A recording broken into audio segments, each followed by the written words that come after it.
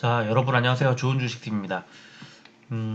어제는 제가 네이버 영상을 올려드렸었죠. 이제 4월부터 좀 여러 가지 종목들 골고루 좀 다뤄보겠다는 생각이 들었었는데 어제 하루 셀트리온 영상 안 올리고 있었더니 오늘 이제 셀트리온 그룹주에 대해서 물어보시는 분들도 많고 저한테 혹시 다 팔고 그 다른 종목들 영상을 만드는 거 아니냐, 다 판 거 아니냐, 갖고 있냐, 이거 물어보시는 분도 많으시고, 그래서 일단 오늘은 셀트리온 영상을 만들어 드려야 되겠다는 생각을 낮에부터 하고 있었는데요. 지금 셀트리온 그룹주는 약간 좀 터널을 빠져나가는 느낌이랄까요? 어떤 느낌이냐면 계속 그 레퀴로나주를 개발을 하는데 이걸 개발할 수 있을까? 개발했더니 승인 받을 수 있을까? 승인 받았더니 잘 팔 수 있을까?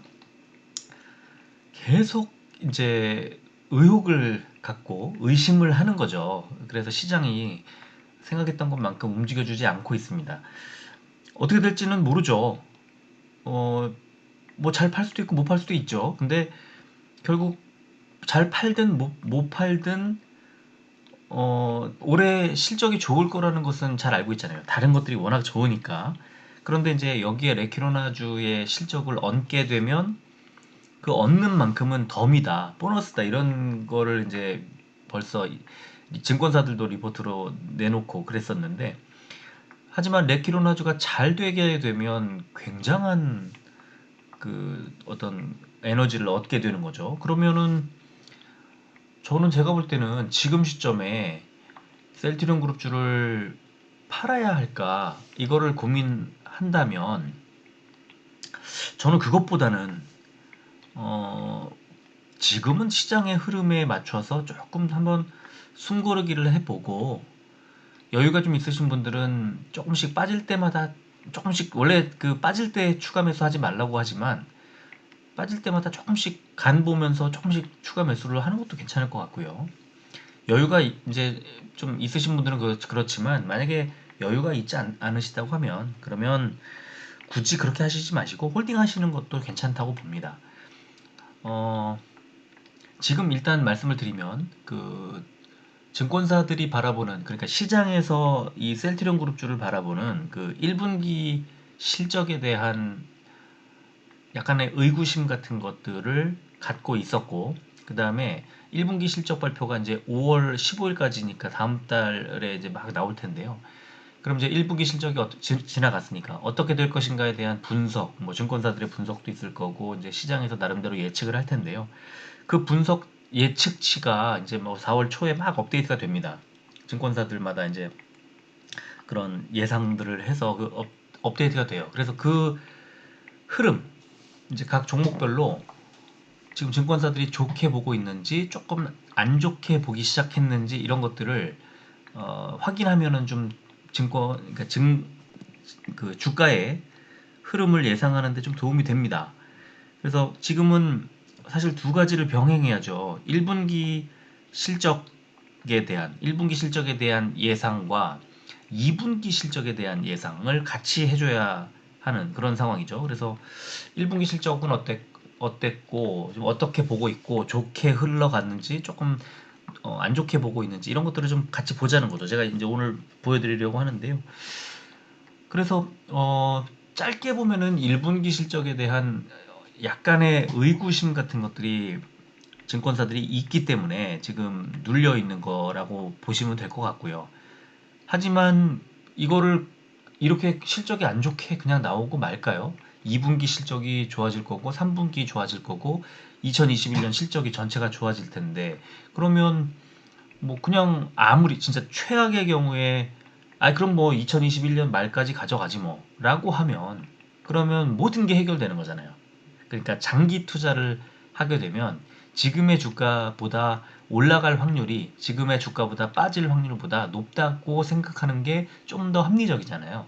그러면 마음 편하게 장기로 가시되 어, 지금 현재 주가가 셀트 삼형제의 주가가 내가 갖고 있는 평균 단가보다 낮으면, 그러니까 내 평균 단가보다 낮다는 것은 손실 구간이라는 거잖아요. 그러면은 추가 매수를 해서 단가를 좀 낮추고, 그리고 어느 정도 상승했을 때는 조금 빼서 다시 여유 있게 현금을 확보하고, 이런 전략이 좋을 것 같고요.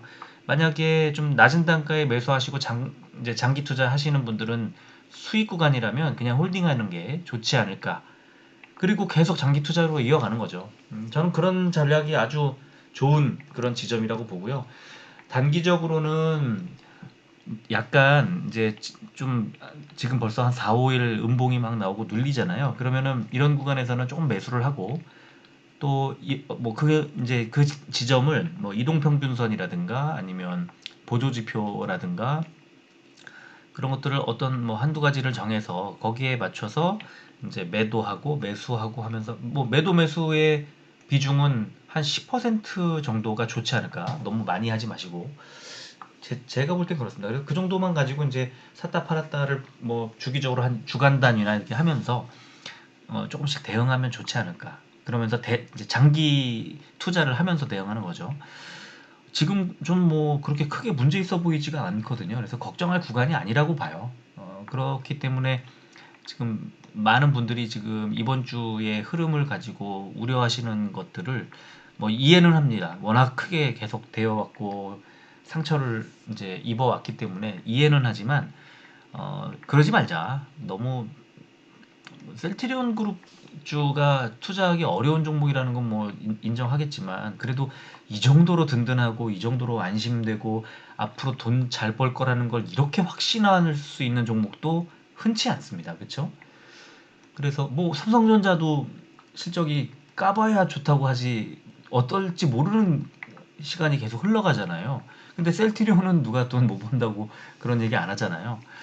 참 이렇게 선명하게 실적을 보여줘도 단기적으로 주가가 좀 눌리니까 걱정하고, 이럴 때는 오히려 공격적으로 사는 게 맞는 거죠.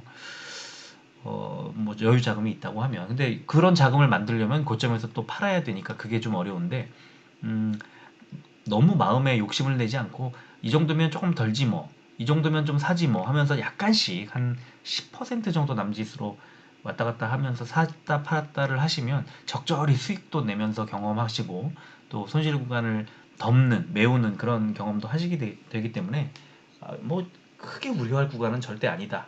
그냥 그런 말씀을 드리면서 시작을 하도록 하겠습니다. 자, 오늘 우리 시장 코스피는 370 종목이 오르고 450 종목이 빠졌습니다. 오른 종목이 80 종목이나 더 적었는데 0.82% 올랐습니다. 시총 상위주들이 난리가 났고, 그러나 셀트리온은 거기서 철저히 소외가 됐다. 코스닥은 719 종목이 오르고 566 종목이 빠졌습니다. 그래서 0.45% 올랐는데, 여기에는 뭐 셀트리온 헬스케어와 제약에 못 간 것이, 시총 1, 2위가 못 간 것이 좀 더 영향을 미쳤다고 보면 될 것 같고요. 코스피는 개인만 팔았고 코스닥은 개인과 기관이 샀습니다. 기관은 조금만 샀지만 어쨌든 오늘 오랜만에 양쪽 시장에서 다 기관이 매수를 했습니다. 오늘 코스피는 미국의 대규모 인프라 부양책 기대감 및 국채금리 안정세 등으로 상승 출발한 후 중국 증시의 약세 전환 등으로 상승폭을 축소하기도 했지만, 기관과 외국인의 동반 대규모 매수세가 유입되면 상승 마감했다는 코멘트 달렸고, 코스닥은 미국의 부양책 및 금리 하락 등에 따른 나스닥 급등 등의 영향으로 반도체와 IT주 중심으로 강세를 보이며 이틀 연속 상승 마감했다는 코멘트가 달렸습니다. 뭐 필라델피아 반도체 지수가 지금 이틀 동안 한 6% 올랐어요. 굉장히 많이 올랐죠. 지금 그 SK 하이닉스가 지금 이틀 동안 한 6%대 올랐는데, 거의 필라델피아 반도체 지수 오른 것과 비슷하게 좀 많이 올랐는데, 거의 지표 같은 역할을 좀 하고 있고, 제가 공교롭게도 이번 주 초에 월요일 날 이번 주 주간 그 추천주로 SK 하이닉스를 이제 소개했는데 좀 잘 막판에 잘 가가지고 굉장히 기분이 좋고요. 음, 아주 어려운 장이고 그렇지만 그 SK 하이닉스도 사실 지금 그 계속 들고 가는 거를 뭐 추천할 수도 있겠지만, 저는 지금 시점에서 약간 매도하는 게 더 좋다고 봅니다. 그래서 뭐 반도체 종목들 많이 올랐지만 좀 많이 올랐을 때는 어느 정도 덜어야 한다. 이게 순환을 하거든요. 계속. 그래서 더 가겠지, 더 가겠지 하다가는 또 눌리는 그런 상황이 계속 반복됩니다. 그래서 더 가더라도 지금은 덜고 눌린 종목들을 찾아서 사는 게 좋다. 그런 생각이 들고요. 어쨌든 그런 상황입니다. 셀트리온만 못 갔죠. 시총상위주 코스피 시총상위주 보면 셀트리온이 오늘 1.23% 빠졌습니다. 마이너스 1.23%. 그리고 LG생활건강, LG전자, 삼성바이오로직스가 0.3에서 0.5%대 네 종목 빠졌고요. 포스코가 보합인 걸 빼면은 나머지 다 올랐고 오늘 현대차 그룹주가 오늘 많이 올랐습니다. 특히 현대차가 많이 올랐고요. 기아차도 4%대 3%대 올랐네요. 좀 내렸네요. 장중에 계속 4%대 흐름을 유지했었는데 그리고 코스닥은 원익 IPS와 SK 머티리얼즈가 4%대 올랐고 펄어비스, 에코프로비엠, 스튜디오 드래곤, KMW, 제넥신까지 7종목이 올랐고요. CJENM이 보합, 나머지 다 빠졌는데 셀트리온 헬스케어가 2%대, 제약이 1.06% 빠졌습니다. 코스피 의약품 상승 종목, 동호약품이 2.85% 오른 게 제일 많이 올랐으니까 오늘 굉장히 약세를 보였습니다. 일동홀딩스, 진원생명과학도 2%대 올랐고요. 빠진 종목은 유유제약그룹주가 세 종목이 다 나란히 1, 2, 3위 제일 많이 빠졌고요. 신풍제약이 8만원대가 위태위태해졌습니다. 그리고 코스닥 제약 종목 보면은 휴마시스와 TNL이 6%대, 지노맨 컴퍼니가 5%대 올랐고요. 빠진 종목은 퓨처캠, 옵티팜이 3%대 빠졌습니다. 오늘 셀트리온 시간의 거래에서 0.47% 1,500원이 빠진 31만 9천원의 시간의 거래 마감했고요. 헬스케어는 0.3% 400원이 빠진 13만 2,500원의 시간의 거래를 마감했습니다. 제약은 0.13% 200원이 빠진 14만 8,900원의 시간의 거래를 마감했습니다. 오늘 수급은 셀트리온이 뭐 너무 좋습니다. 요즘에 외국인이 계속 매수를 하고 있는데 거래량이 한 50만 주 정도 받쳐주면서 뭐 1.23%가 빠지긴 했지만 오늘도 외국인이 34,000주를 샀습니다. 지금 3월 30일 날 7,000주 판 거 빼고는 이번 주에 굉장히 많이 샀습니다. 지금 이번 주에 거의 60만 주 정도 샀죠. 기관이 지금 5거래 연속 매도가 나오고 있는데 거기에는 연기금이 매도를 이끌고 있습니다. 셀트리온 헬스케어는 개인만 또 매수했습니다. 개인만 매수, 개인만 매도, 개인만 매수, 개인만 매도. 이 퐁당퐁당을 지금 벌써 이번 주 내내 하고 있습니다. 3월 29일부터 계속 개인만 매수, 개인만 매도, 개인만 매수 이 반복하고 있는데 연기금이 오랜만에 19,000주 가장 많이 최근에 가장 많이 팔았고요. 오늘 기관이 뭐 굉장히 많이 뺐습니다. 79,000주를 팔았고 그죠? 제약은 오늘 역시 개인만 샀는데 거래량이 다시 10만 주까지 뚝 떨어졌습니다. 지난 3월 15일 9만 3천 주 이후에 거의가 아니라 제일 적죠. 1.06% 빠졌는데 제약은 뭐 빠지고 오르고 이런 차원이 아니라 거래량이 좀 늘어야 됩니다. 제약은 너무 관심을 좀 시장의 관심에서 좀 멀어지고 있는 그런 상황이라고 뭐 세 종목 다 비슷하지만 제약이 특히 좀 심한 것 같고요. 셀트리온 지금 보시면 그 241선에 두 차례 지지가 나온 이후에 그러니까 쌍바닥을 만든 이후에 급등을 해서 지금 28만 원대 정도, 8만 원 정도에서 저점을 잡고 급등하기 시작해서 33만 원대까지 올랐다가 지금 32만 500원까지 빠졌습니다. 단기적으로 많이 올랐다가 지금 좀 약간 내려왔는데 그러나 61선을 지지를 딱 받고 있어요. 그리고 어제 5일선이 이제 61선을 뚫고 올라갔고요. 이제 11선이 또 61선 위로 올라가려고 이제 간극을 메우고 있습니다. 그래서 지금 61선이 무너지지 않았기 때문에 셀트리온의 흐름은 약세지만 나쁘지는 않은 그런 흐름이라고 보시면 될 것 같고 지금 매물대를 보면 매물대 내일 월요일 날 주가가 좀 빠지게 되면요. 매물대 하단 이 아래쪽 매물대에 그 지지가 나올 텐데 31만 2천원 자리에서는 좀 지지가 나올 거고, 그 자리는 11선과 만나는 자리고요. 오르게 되면은 지금 현재 매물대 자리 32만 한 2천 원쯤 되는 자리가 매물대가 강해서 여기서 저항이 나올 가능성이 있습니다. 32만 한 2천 원쯤 되는 자리에서 저항이 나올 수 있지만 이 간격이 작기 때문에 뭐 주말 사이에 어떤 호재가 나온다고 했을 때 오르게 되면 그 위쪽 매물대 33만 한 2천 원쯤 되는 자리에서 저항을 만나게 되겠지만 거기까지 가기는 좀 버거워 보인다 이렇게 말씀드리겠고, 헬스케어도 흐름은 좋지 않은데 헬스케어는 좀 안 좋은 게 오늘 11선을 깨고 내려왔어요. 그래서 이제 아래쪽에 21선이 보이는 21선 자리가 12만 9천 원쯤 되는 자리니까 아래쪽에 매물대 하단 12만 9천 원 자리가 지지 라인이 좀 되지 않을까 하는 생각이 들고, 그리고 올라가도 지금 현재 매물대가 워낙 강해서요. 셀트리온하고 좀 비슷하죠, 모양이. 13만 5천 원쯤 되는 자리인데요. 여기까지 가기가 좀 쉽지 않아 보인다. 그러나 만약에 주말 사이에 어떤 호재가 나오거나 했을 때는 그 위쪽 매물대 끝이 14만 원 정도 되는 자리인데요. 그 전에 오늘도 5일선의 저항을 받고 밀려 내려왔는데 다음 주 월요일에도 5일선의 저항이 좀 있지 않을까 이런 생각이 듭니다. 자, 셀트리온 제약은 그냥 횡보하고 있죠. 이 매물대 하나 안에서 아래 하단 매물대 하단은 14만 4천 원 정도 되는 자리, 상단은 15만 2천 원쯤 되는 자리에서 살짝 위로 올라가는 것처럼 보이지만 그냥 횡보하고 있는 모습을 보여주고 있습니다.